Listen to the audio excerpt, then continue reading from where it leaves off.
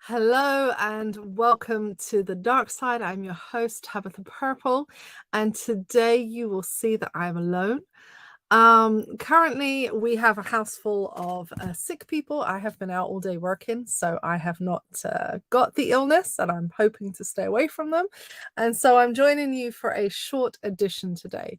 We will only be on for a couple of moments just to think about some of the things that maybe we can inspire our thought for this week. And next week, then we'll be back for a proper episode when we unpack the issues at hand. So let me just give you the news story that I wanted to cover today. The news story I wanted to cover was about the illegal migration bill in the UK. This has garnered so much attention, so much conversation this week. And lots of the conversation has been misdirection and has been a distraction from the actual bill itself. And so what I really want people to think about, or what I really want to think about, is what does it mean to have something that in its very title and inception, the illegal migrants bill, is really problematic. So at a point in our history, we are dealing with so many issues in every single country, particularly due to worldwide crisis in oil, in gas, in wars, etc. So it's very interesting that the UK is continuing to focus its attention and push through legislation that really tackles an issue that the Prime Minister says is his number one problem that he's targeting, when I would think that the number one problem that you would be targeting, particularly at the moment, is getting the cost of living crisis down. But apparently it's in stopping illegal migration, which when they actually talk about the numbers, when they talk about all of that, is nothing. It's so ridiculous. And so I think the question that we have to ask ourselves, the bill is divisive, it is controversial, but why is it controversial and why is it divisive? Why are there so many people who believe deep down inside them that it is the problems that they are experiencing in their everyday life are due to the fact that there are illegal migrants moving? And again, the terminology is so important. Look for yourself, what is actually an illegal migrant? What is actually an illegal immigrant? How do we actually get to those kinds of definitions where we're calling people illegal? Why would they be classified in that way? And to say it's because they came on a dinghy is actually a bit of a farce, because of course, when you're seeking asylum, you need to go through certain protocols, channels, and speak to different people. And if those routes are closed, and the UK is notoriously a closed institution, then you have some problems.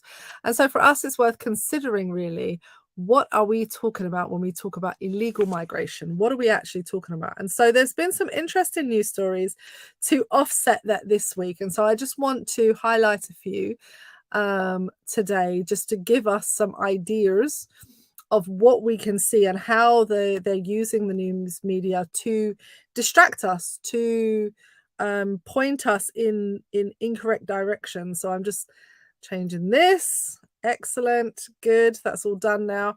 Right. So let's have a look at some of the news stories that have come up. Bearing in mind that for the average everyday person, what are your pressing problems?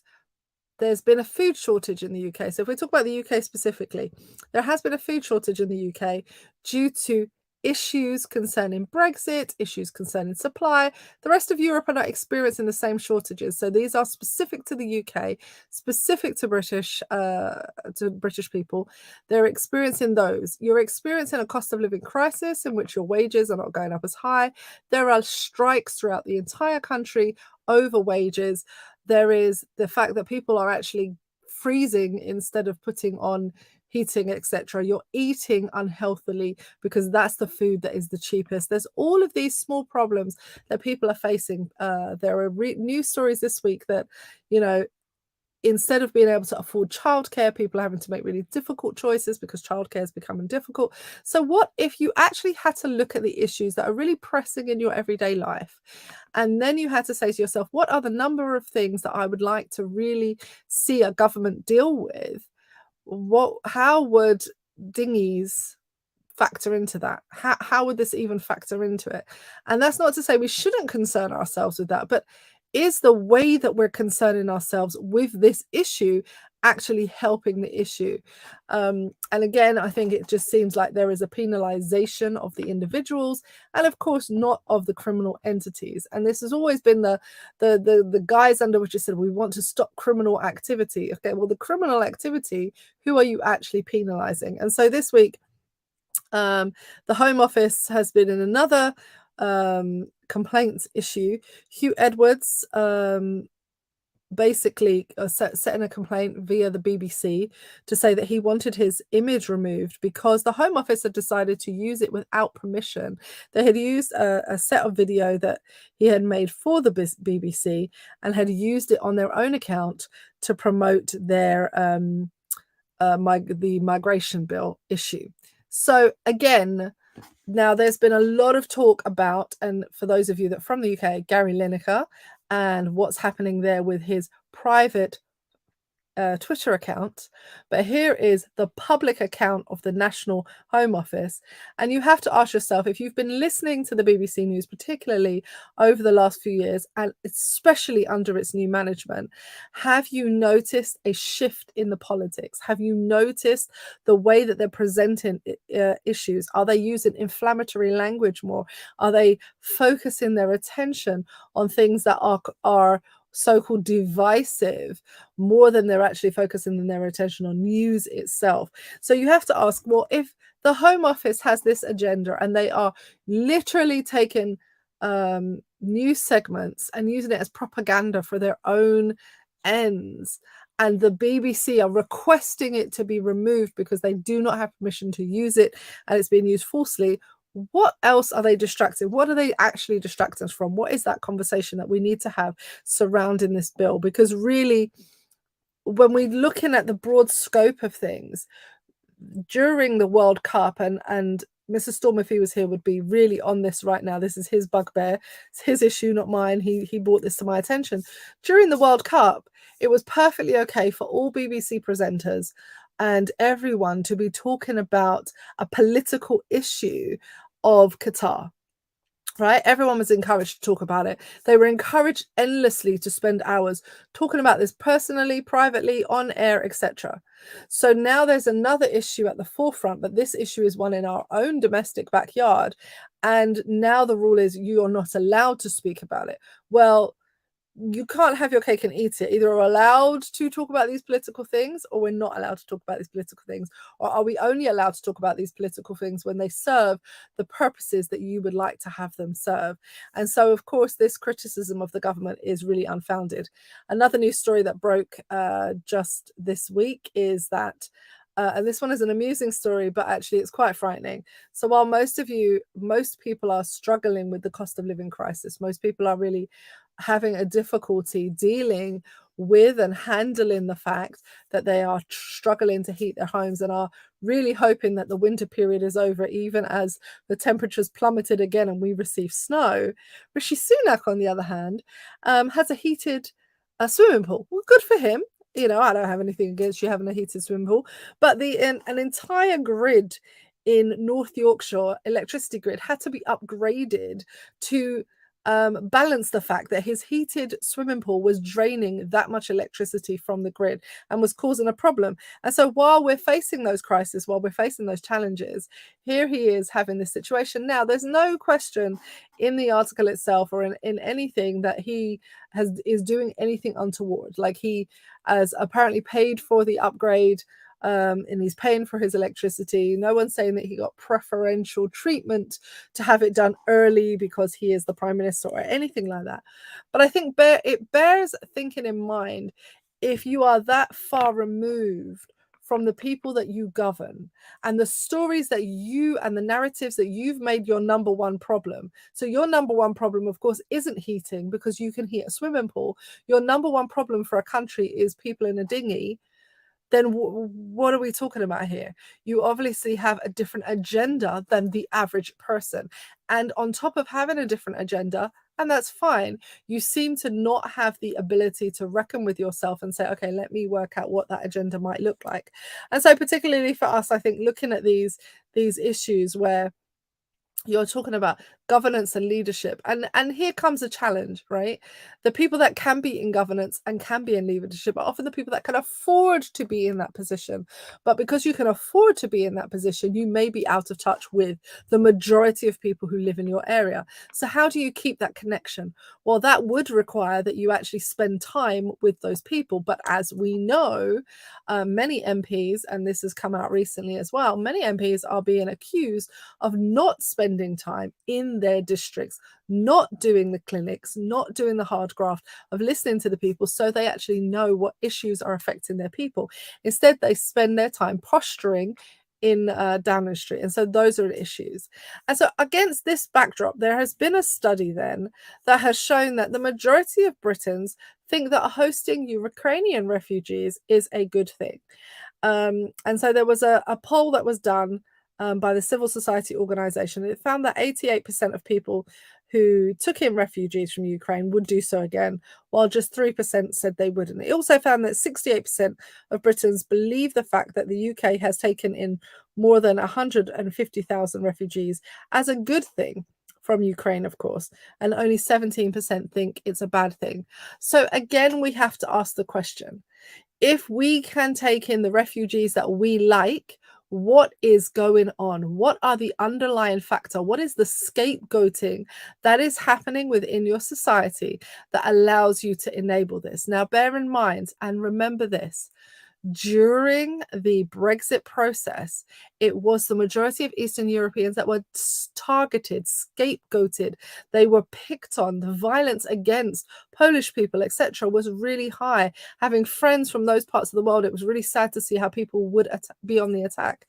Give it 3 years, and what you're seeing now is that scapegoat has returned to those people who don't look like you and who are in a dinghy, and the people who are Ukrainians, of course, are being welcomed with open arms. And so when we're talking about these numbers, when we're talking about refugees, when we're talking about migrants, when we talk about that, you know, there is nobody saying in the UK, well, they've come through 5 countries. Why didn't they just stop there? Why are they coming to us? They're saying, please come, travel all that way through all of those countries, because your living circumstances in Ukraine is so bad that it doesn't matter that you've traveled through all these countries to get to us. Yet that very same argument, when applied to a person from Afghanistan or Syria or any of those places, is, oh, but they were perfectly safe in one of those transitional countries. Why don't they stay there? And so the question I would like you to meditate on, to think about, is what are we saying about the human condition? Why is it so easy for us to separate ourselves from those people? And, you know, I've heard frequently that people don't like other people's culture, and they don't like other people's, well, I just don't like that kind of person. They don't fit in our kind of world. Well, you know, if we're being honest and if we're pausing, what are we really talking about? Most people have things that you can find commonality with. They have values and ideas about their systems. The outworking may be different, but those values and systems, really, we can find commonality with. The value of family, the value of hard work. Most cultures have this. So why would we think that those people are so bad? And then there is, of course, those who use anecdotal evidence like, well, I had a bad experience with this type of person, so therefore all of those type of people I don't like. Okay, but if somebody had the reverse said, I have seen that when we have the reverse said, when Black people in these countries are saying, my experience has been that white people do X, Y, and Z, and that has been how I've lived my reality. I'm stopped by the police. I'm profiled in my workplace. People have microaggressions towards me all the time. Women clutch their purses if I pass by, etc. And the plea the other way around is, oh no, but that's the bad ones. You can't judge us all like that. It seems to me that we're picking and choosing that which is most comfortable to us. So I guess for this dark side, although we're not tackling the issue of brain drain, which is it's an educational topic and it has so much nuance. What I did want to bring to the forefront is this week's news stories have all been filled with divisive, inflammatory conflict language. And in reality, when you unpack some of these issues, it's almost as if the reverse of what they're saying about one group is true of another group, right? Oh, we welcome in the Ukrainians. Despite the fact they've had to go through 3 or 4 countries to get to us, we're welcoming them in there.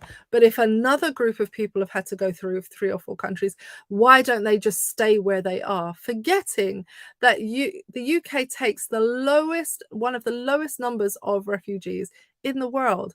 Most countries outside of the UK are taking a lot more people into their shores. And we've spoken on previous episodes about this. But I think it's really important to think, what are these distracting tactics that they're using?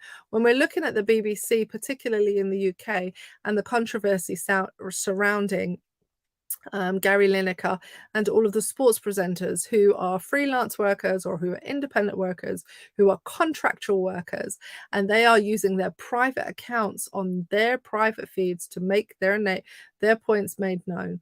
How is it that we're then attacking them when only just a few months ago, when they were using those accounts to raise the profile of issues in Qatar, we were praising their actions because that fit a narrative that we appreciated? I think it's something that the hypocrisy of these situations are really difficult to tackle, but they deserve us thinking about how we actually lend our support to things and what we do. And so for those of you that know, my background is varied, but one of the things that I am is a pastor. And I think from a religious perspective, from my faith background, for me, it's really important to have that integrity, the dignity of life, and the respect for life. And so when I'm thinking about issues that we're talking about here on the dark side, thinking about issues that we're going to highlight to educate you with, then for me, it's so important that we are really talking about the Imago Dei, the image of God, that we're talking about human beings and restoring the dignity and not reducing them to illegals, using terms that are inflammatory, derogatory, and that actually dehumanize the experience. I listened this week to a broadcaster say, if you heard the stories of these illegal immigrants, you would be swayed to be kind and compassionate. That's not what we're here to do. And I thought, if that's not what we're here to do, what are we here to do? Let's be honest and be real.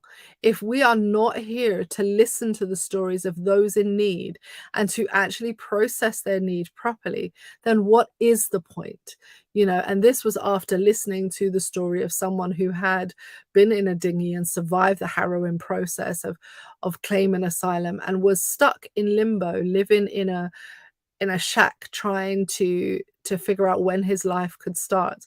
And these are people that want to work. These are people that want to process their life and move forward, but are unable to because of the way that the legislative system in the UK works. And this can be true of many countries. And so, although we are using the UK as the example, you will recognize this language throughout Europe, throughout USA, throughout other countries, where people talk about dehumanizing people by referring to them in terms that mean that their stories are lost. And as a person of faith, as a Christian, it is so important to return people to be restorative of humanity, to actually take the time to invest in understanding why, how things are moving. And then when people use the argument, but what about those who are the exception to the rule? That there will always be those we live in a society of exceptions to the rules, right? That's why our prisons have prisoners from our own countries. There will be people who are exceptions to the rules. That's where good police work and good systems are in place to catch and deal with those things. But to penalize everyone because you believe the exception to the rule, the criminal, is the one that you should focus your attention on, is really dehumanizing the whole process and is creating more criminals in the process, right? It does the opposite of what you're looking for.